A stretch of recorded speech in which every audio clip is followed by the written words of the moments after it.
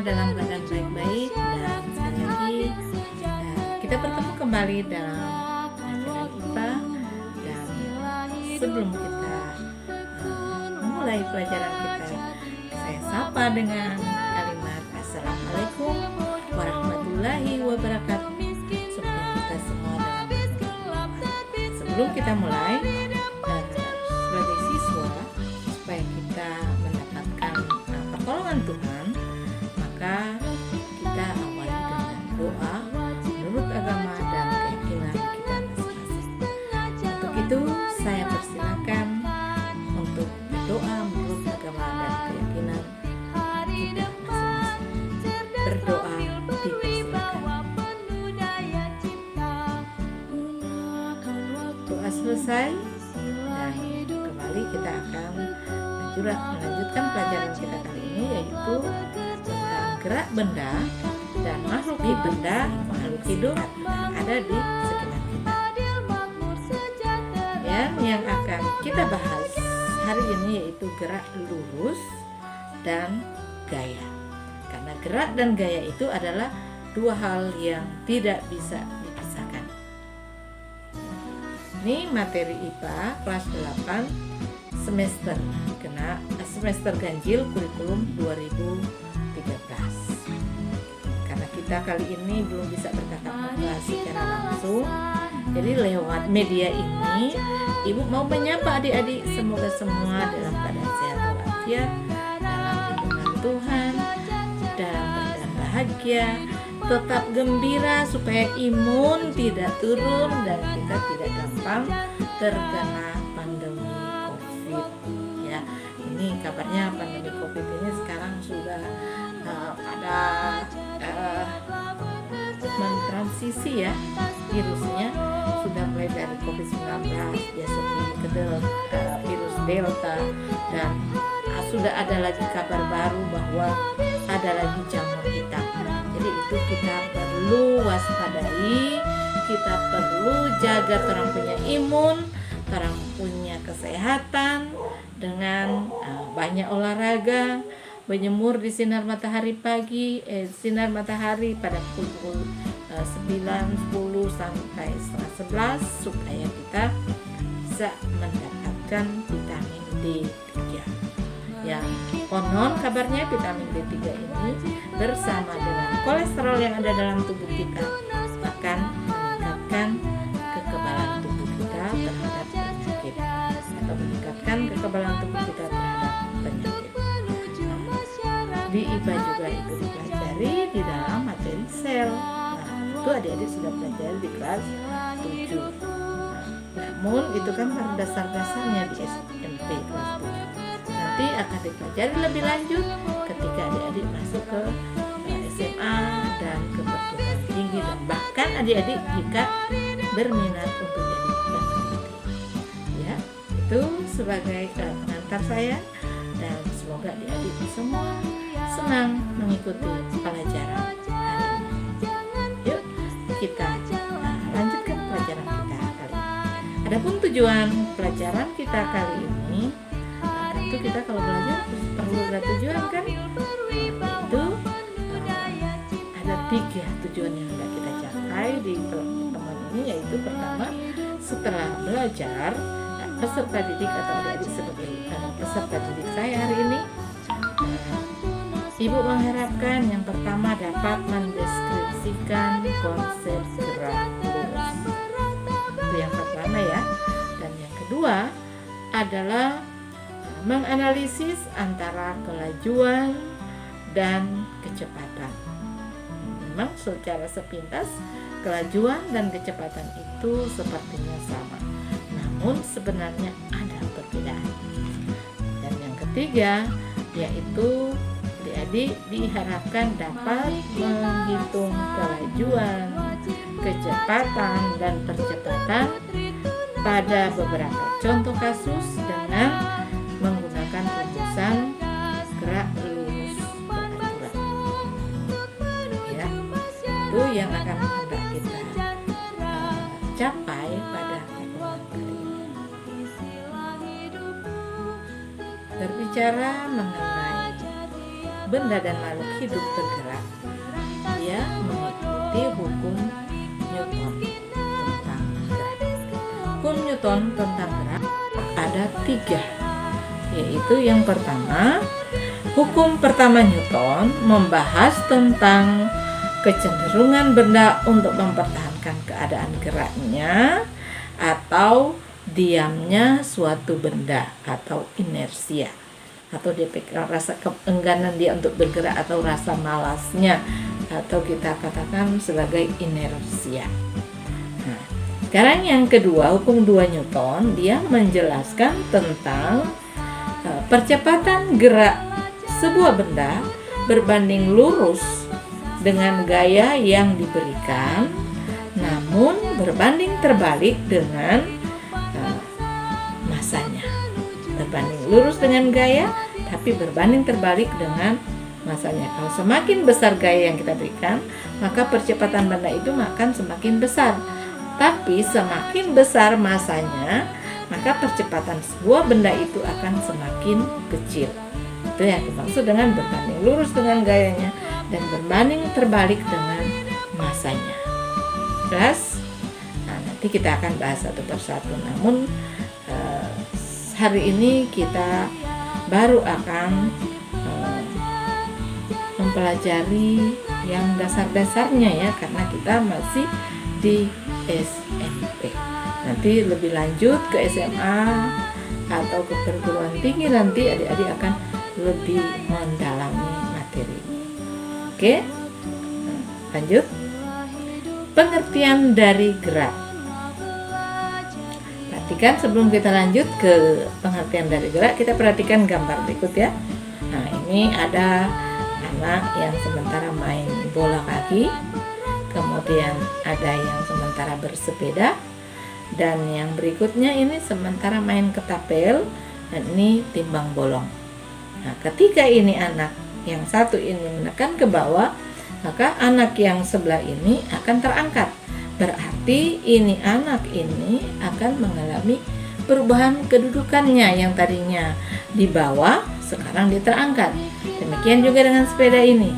Tadinya sepeda di sini, ketika si anak ini mengayuh pedalnya, maka sepeda ini pun ikut berpindah tempat. Nah, demikian juga si pemain bola ini. Main bola ini, bolanya sementara di sini, ketika dia tendang, berikan gaya ototnya, maka otot bola ini akan berpindah tempat atau kedudukan ataupun kata lainnya posisi. Jadi itu yang dimaksud dengan gerak. Nah, sekarang kita bisa ambil kesimpulan sini dari pengamatan gambar tadi, dapat disimpulkan bahwa sepeda bergerak karena terjadi perubahan tempat, kedudukan, atau terjadi perpindahan dari titik acuannya. Nah, tangan saya ini saya di sini sekarang, saya pindahkan ke sini, berarti titik acuannya ada di dada saya pindahkan ke sini, dia mengalami perpindahan tempat atau kedudukan. Itu yang dimaksud dengan gerak. Apakah kamu tahu mengapa benda bisa bergerak? Anda bisa jawab? Kalau belum, mari kita ikuti penjelasan berikut. Benda bergerak karena berbagai faktor, antara lain misalnya adanya gaya otot di tangan kita, pindahan tempat, perubahan bentuk, atau perubahan posisi ya tadi. Kemudian adanya gaya angin yang bisa juga menyebabkan benda itu bergerak karena adanya tiupan angin, berarti itu gaya angin. Kemudian adanya kesimpulan di sini, benda bergerak disebabkan oleh adanya gaya yang bekerja pada sebuah benda tersebut. Jelas sampai sini? Ya, semoga yang saya jelaskan tadi bisa masuk di sini ya, dan dicapkan dalam kehidupan kita sehari, karena apa yang kita pelajari akan hari ini akan bisa diaplikasikan dalam kehidupan kita sehari-hari. Berikut gaya, pengertian gaya. Gaya itu adalah tarikan atau dorong. mengalami perpindahan tempat, perpindahan kedudukan atau bergerak, dan mengalami perpindahan bentuk seperti ini tadi. Ini tadi kecil, kemudian saya tarik dengan gaya otot saya, maka tisu ini bisa membuka lebar. Sebaliknya ketika tisu ini saya berikan gaya otot kembali, dia akan seperti ini kecil ya. Jadi ini yang dimaksud dengan gaya. Jelas tak? Lanjut. Itu kita lanjut materi. Maka jika kita menarik atau mendorong benda hingga bergerak, kita telah melakukan gaya terhadap benda tersebut. Kalau ini misalnya saya angkat, ini berarti saya telah memberikan gaya pada semut air. Semut air ini bisa terangkat dengan gaya angkat yang diberikan tangan saya atau otot saya ke muk. Kemudian besar kecilnya gaya dapat diukur dengan menggunakan alat yang bernama neraca pegas atau dinamometer. Jadi adik-adik search di di Google, banyak sekali itu contoh-contoh neraca pegas, dinamometer itu untuk mengukur besarnya gaya atau berat benda. Itu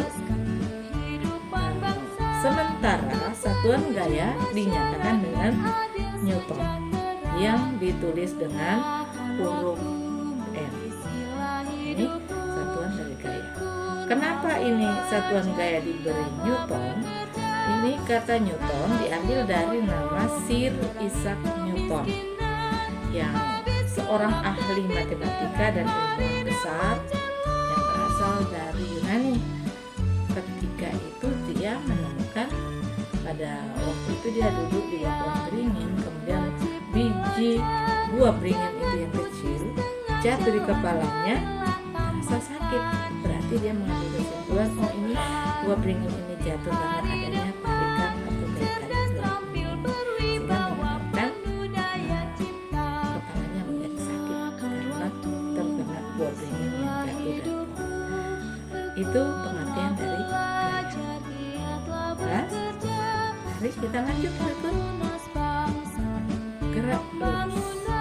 Sekarang kan kita mulai gerak lurus kan, tadi saya sudah pengertian gerak sudah. Sekarang kita bahas mengenai gerak lurus. Yang mana? Bagaimana sih gerak lurus? Mungkin adik-adik sudah tahu. Tapi bagi Anda yang belum mengerti, mari kita ikuti penjelasan berikut. Kalau kita perhatikan, ketika kelapa, mangga, dan lain-lain jatuh dari pohon, pasti dia lintasannya berbentuk garis lurus ke bawah kan? Nah, bagaimana bentuk lintasannya? Pasti ada bisa memahami itu. Jadi ini macam ini, lepaskan dari atas. Berarti lintasannya berbentuk garis lurus. Berarti gerak lurus berarti gerak yang melalui lintasan yang lurus. Dari pengamatan tadi kita simpulkan bahwa gerak lurus adalah gerak yang melalui lintasan berbentuk garis lurus. Paham? Ya, lanjut lagi. Good. Dalam gerak lurus tentu ada waktu. Dan waktu itu apa? Pada saat ini benda ini saya jatuhkan. Ada waktunya untuk sampai dari tangan saya sampai ke ampas ini. Ada kecepatan. Nah, itu faktor-faktor yang mempengaruhi gerak lurus. Nah, ini pengaruh gerak lurus itu antara lain jarak tempuh disimpulkan dengan huruf S. Kenapa jarak disimpulkan dengan huruf S? Karena itu asal kata bahasa Inggrisnya itu spasi. Spasi itu adalah jarak. Jadi untuk kalau mau tulis panjang secara keseluruhan, kalau mau dimasukkan ke rumus agak sulit, butuh kertas yang panjang untuk menggunakan itu. Jadi secara matematika kita bermain dengan simbol-simbol. sekarang untuk jarak kita simbolkan dengan huruf S, asal katanya dari kata spasi. Kemudian waktu tempuh, waktu untuk menempuh jarak tadi ya, nah, itu disimbolkan dengan huruf T, T kecil. Nah, mengapa disimbolkan dengan huruf T? T itu diambil dari kata time. Nah, satuannya adalah sekon yang disingkat dengan huruf S. Kalau orang Indonesia bilang disimbolkan dengan di satuannya kita sering menggunakan detik. Nah, masalah juga sih kalau kita gunakan detik, tapi kalau mau tulis detik agak panjang, kita simbolkan saja dengan huruf S kecil. Jadi disingkat dengan huruf S untuk satuan waktu sekon. Berikut kecepatan gerak benda disimbolkan dengan huruf V kecil, atau diambil kata awal dari kecepatan dalam bahasa Inggris yaitu velocity, yang satuannya adalah jarak benda per waktu, berarti satuannya menjadi meter per second. Itu satuan dari kecepatan. Jelas? Sekarang perbandingan antara kelajuan dan kecepatan. Tadi kan kita bicara ada perbandingan kelajuan dan kecepatan. Nah, sekarang secara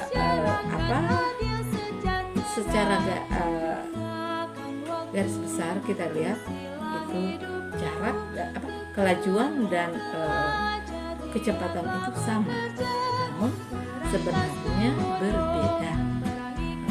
Memang rumusnya sama, tapi kalau berbicara kelajuan berarti merupakan cepat lambatnya jarak suatu benda terhadap waktu tempuhnya. Misalnya ada jarak dari rumah saya ke sekolah.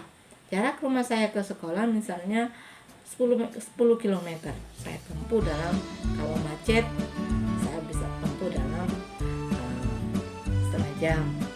Kalau nggak macet saya bisa tempuh dalam 15 menit sudah sampai di sekolah saya. Kalau saya menggunakan kendaraan sepeda motor, itu adalah pengertian dari kelajuan. Jadi kelajuan sini merupakan besaran skala, jadi tidak tergantung arahnya mau kemana. Jadi sini kelajuan itu merupakan cepat lambatnya jarak suatu benda terhadap waktu tempuhnya. Jadi dia tidak tergantung arahnya. Sedangkan berbicara kecepatan berarti merupakan cepat atau lambatnya perubahan posisi atau perpindahan suatu benda terhadap waktu tempuh, dan merupakan besaran vektor memiliki nilai dan arah. Jadi besaran vektor itu memiliki nilainya, memiliki besarnya, dan arahnya kemana. Misalnya arah ke kiri, arah ke kanan. Itu yang dimaksud dengan besaran vektor. Sementara besaran skalar itu adalah besaran yang hanya memiliki nilai saja. Namun rumusnya untuk menggunakan menghitung kecepatan dan kelajuan sama. Sekarang kita lihat rumusannya bagaimana ya. Nah, ini rumus kecepatan V. Karena tadi kan kecepatan itu jarak per satuan waktu toh, maka dirumuskan secara matematik V sama dengan S per T. V ini adalah kecepatan atau velocity, S simbol dari jarak, dan T adalah simbol dari waktu. Ini keterangan dari simbol-simbol ini tadi. Jadi sekarang kalau kita menggunakan rumus ini, kita tinggal menyimbolkan dengan ini. Kalau misalnya di soalnya diketahui kecepatannya berapa, tinggal kita tulis V. V sama dengan berapa? Satuannya ini meter per sekon. Ini kecepatan bersatuan meter per sekon atau disingkat dengan M per S. S adalah jarak yang ditempuh bersatuan meter atau disingkat dengan M kecil. Sedangkan V T adalah waktu untuk menempuh jarak dari jarak tempuh dari benda tadi yang bersatuan sekon. Ini waktu, time ya, satuannya sekon, kalau orang Indonesia bilang detik. Jelas sampai situ? Nah, kita akan menjawab contoh soal berikut. Yang pertama, ini dalam kehidupan sehari-hari ya. Misalnya Adi berangkat dari rumah ke sekolah mengendarai sepeda. Ini karena rumahnya cuma dekat, orang tuanya beli sepeda. Sepeda juga bisa digunakan sebagai alat untuk olahraga. Nah, dia menggunakan sepeda, kemudian dia berangkat dari rumah pukul 6.30. Tiba di sekolah pada pukul 06.45. Jika jarak antara rumah Adi dan sekolah 500 meter, berapakah kecepatan Adi saat bersepeda? Berapa kecepatan geraknya sampai ke sekolahnya? Oke, sekarang kita lihat penyelesaiannya bagaimana. Untuk menyelesaikan soal tadi, kita perlu menganalisa dulu soalnya. Dimana tadi di soal tadi, Adi berangkat jam 6.30 dan tiba 6.45. Berarti ada selisih waktu 6.45 ke 6.30 ke 6.45, berarti ada selisih waktu di situ ada 15 menit. Nah, berarti secara matematika T sama dengan waktu akhir ini 06.45 dikurangi dengan waktu mula-mula waktu saat berangkat, jam berangkatnya dia jam 6.30, maka selisihnya ada 15 menit. Namun ini satuan menit belum bisa digunakan di perhitungan di sini karena tadi jaraknya 500 meter, tidak seimbang dia menit dengan meter. Harus kita konversi ke satuan MKS atau disingkat dengan M itu singkatan dari meter, K disingkat singkatan dari kilogram, S singkatan dari sekon. Jadi belum bisa digunakan kalau masih dalam menit. Maksudnya kita salin ke detik. Ini 15 menit perlu dikonversi ke satuan MKS. Caranya bagaimana? Kita tahu bersama. T-nya waktu tadi 1 menit itu kita tahu T adalah 1 menit itu sama dengan 6. Nah, untuk menjawab contoh soal tadi, maka kita perlu menganalisa soal T-nya 15 menit. Kita perlu konversi ke meter. Meter, M itu singkatan dari meter, K itu kilo. Tadi 1 menit itu sama dengan 1 sekon. Berarti tadi kan kita lihat di soal tadi Adi ada selisih 15 menit dari rumah ke sekolah. Berarti di sini Adi 15 menit yang tadi kita kalikan dengan 60 detik ini, hasilnya sama dengan 900 sekon. Sedangkan waktunya, jaraknya adalah 500 meter. Maka kita kecepatan dengan kecepatan ada hubungan. Jadi untuk itu kita gali lagi bersama apa itu yang dimaksud dengan percepatan. Tiga. Untuk membahas mengenai percepatan berarti berhubungan dengan gerak lurus berubah beraturan. Bagaimana sih itu? Gerak lurus berubah beraturan berarti memiliki lintasan lurus namun kecepatannya berubah beraturan. Gerak lurus berubah beraturan ini dibagi menjadi 2, yaitu 1. Gerak lurus berubah beraturan dipercepat, dan yang kedua gerak lurus berubah beraturan diperlambat. Sebagai contohnya itu kalau dipercepat itu mangga jatuh atau misalnya staples ini saya jatuhkan ke bawah. Itu dipercepatnya secara beraturan. Sedangkan gerak lurus berubah beraturan, lawan dari gerak lurus. Gerak lurus berubah beraturan dipercepat tadi, awalnya adalah gerak lurus berubah beraturan diperlambat. Contohnya itu semacam benda dilempar ke atas macam ini kan. Kenapa dia balik lagi? Karena ketika sampai di atas kecepatannya mencapai 0. Kemudian dia berhenti sesaat di puncak sini, lalu dia balik kembali. Itu berarti pada saat dia benda naik, dia mengalami perlambatan secara beraturan. Pada saat benda itu mencapai puncaknya, kecepatan mencapai 0, maka dia akan balik dengan gaya tarik bumi. Makanya dia dalam benda dilempar ke atas ini ada 2 gerak lurus berubah beraturan yang terjadi pada benda ini. Berarti itu dipercepat dan diperlambat. Yang dipercepatnya itu ketika benda jatuh dan diperlambatnya ketika benda dilempar ke atas. Itu 2 gerak yang terjadi pada benda yang dilempar ke atas. Bisa Anda cari sendiri contoh yang lain yang berhubungan dengan gerak lurus berubah beraturan dipercepat dan gerak lurus berubah beraturan diperlambat. Oke? Lanjut. Perhatikan gambar berikutnya.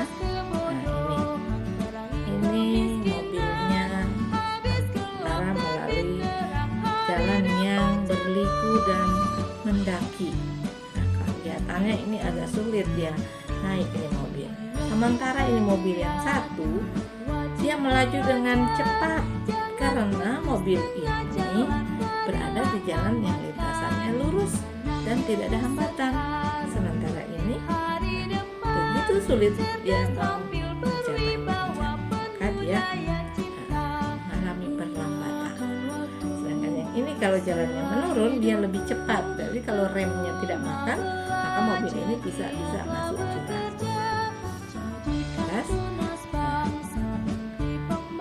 Jadi persamaan dari percepatan sekarang kita lihat, karena sesuai definisi percepatan yang menyatakan bahwa kecepatan persatuan waktu, maka persamaan percepatan dapat kita rumuskan ini ya. Definisi percepatan yang menyatakan perubahan kecepatan persatuan waktu, maka persamaan percepatan. Jadi, keterangan dari rumus ini A sama dengan akselerasi percepatan persatuan atau percepatan satuannya meter per sekon per sekon. Meter per sekon kali sepersekon. Kenapa dia seperti itu? Karena sesuai rumus ini ya. Jangan kali dari rumus. Maka hasil akhirnya meter kali 1 sama dengan meter, dan sekon kali sekon 42. Maka singkatan dari sekon, percepatan itu adalah meter per sekon pangkat 2. Jelas? Lanjut. Jadi satuan percepatan adalah meter per sekon pangkat 2.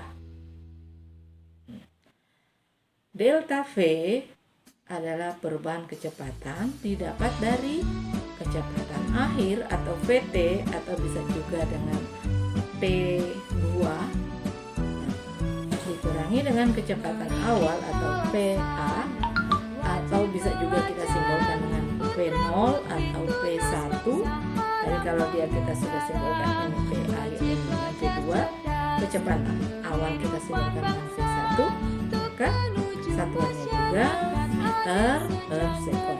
Jarak per waktu kan, maka satuannya meter per sekon.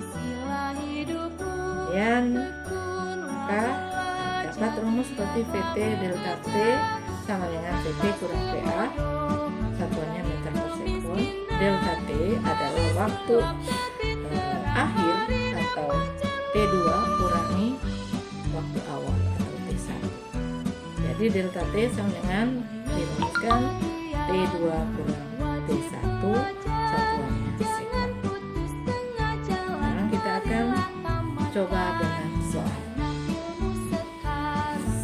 mobil bergerak dengan kecepatan awal 10 meter per sekon. Waktu mobil ini bergerak awalnya 10 meter per sekon. 5 detik kemudian, karena tidak ada hambatan, ini si sopir menancap gasnya, menekan gas, maka kecepatannya menjadi 15 meter per sekon. Berapa kecepatan mobil tersebut? Nah, untuk menjawabnya kita perhatikan soal di atas, kita analisa dulu, yaitu diketahui PA atau kecepatan awal 10 meter per sekon, kecepatan akhirnya 15 meter per sekon, dan T2 nya 5 sekon, T1 nya 0 kan. Maka yang ditanyakan adalah percepatannya atau disingkat penyelesaiannya. Sekarang A sama dengan delta T per delta T sama dengan 15 kurang 10 meter per sekon per 5 sekon kurang 0 sama dengan 15 kurang 10 kan 5 toh, 5 meter per sekon dibagi dengan 5 sekon, maka hasilnya 1 meter per sekon pangkat 2. Masih ingat mengapa sekon pangkat 2? Kalau masih bingung lagi sekarang, balik lagi ke slide berikutnya ya, seperti yang saya jelaskan tadi. Ikut. Setelah mempelajari gerak lurus tadi, maka jawablah pertanyaan berikut. Yang pertama, 1. Merlin mengendarai mobil dari rumah ke rumah paman. Jarak rumah dan rumah paman adalah 36 km. Sehingga Merlin membutuhkan waktu 1 jam untuk menempuh rumah paman dari rumahnya. Berapakah kecepatan mobil yang dikendarai oleh Merlin dan Manda tadi? Ini kedua-duanya dari mobil ini ada Manda dan Merlin. Ikut. Nomor 2. Mobil bergerak dengan kecepatan awal 20 meter per sekon. 20 detik kemudian kecepatannya berubah menjadi 30 meter per sekon. Berapakah percepatan mobil tersebut? Sudah ada contoh di atas tadi. Tinggal adik-adik bisa menganalisa kembali, lihat kembali. Dan yang ketiga, perhatikan pernyataan berikut. Kucing menuruni tangga sambil berlari. Yang kedua, anjing Audi mendaki gunung sampai mengeluarkan air liur. Ya, jangan bisa bayangkan kalau anjing sampai mengeluarkan air liur itu tandanya apa? Sekarang yang merupakan gerak lurus berubah beraturan diperlambat adalah gerak anjing Audi yang mendaki gunung sampai mengeluarkan air liur. Berilah tanda centang pada jawaban Anda dan berikan alasan mengapa Anda menjawab atau memilih jawaban tersebut. Jadi pilihannya ya atau tidak. Kalau Anda memilih ya, berikan alasannya. Kalau Anda memilih tidak, alasannya kenapa. Oke, ini soal-soal mirip AKM. Asesmen kompetensi minimal yang akan adik-adik kelas 8 ikuti di tahun ini. Jadi soal ini adalah soal uji kompetensi dari adik-adik untuk menganalisa otak adik-adik, menganalisa dan meneliti yang tersirat dan tersurat dalam kalimat soal. Oke, jelas? Dan setelah adik-adik selesaikan tugas ini, kirimkan kembali ke guru mata pelajaran lewat WA guru mata pelajaran atau ke Classroom dengan cara seperti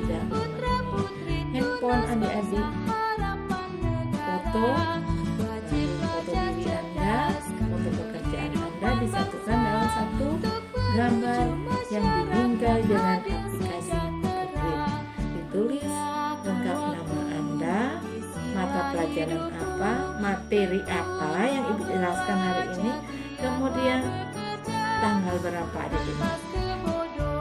Detail tuh, supaya adik-adik tahu dengan cara handphone adik-adik foto diri Anda, foto pekerjaan Anda disatukan dalam satu gambar yang dibingkai dengan aplikasi. Tulis lengkap nama Anda, mata pelajaran apa, materi apa yang Ibu jelaskan hari ini, kemudian tanggal berapa adik-adik. Detail tuh, supaya adik-adik punya nilai tidak menyasar kemana-mana. Karena di itu banyak sekali